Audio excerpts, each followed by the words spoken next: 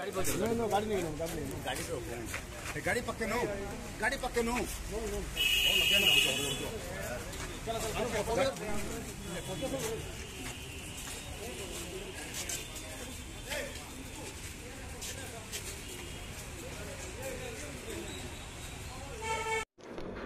गत मे मास 16 तारिख दिन बलांगीर रेलवे स्टेशन निकट होटेल इंद्रप्रस्थ भितर पुलिस कर्मचारी मृतदेह उद्धार घटनार पर्दाफाश करिछि बलांगीर पुलिस।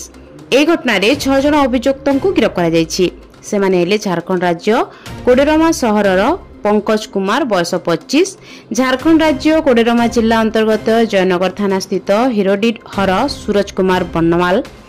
और अनुगुल जिला आठमल्लिक थाना अंतर्गत सर्गीसेनी ग्रामर कृष्ण मेहरा बयस 42, बौद्ध जिला इच्छापुर थाना अंचल मनोरंजन सथुआ, सोनपुर जिला नंदनमान थाना अंचल निताई कर बयस 59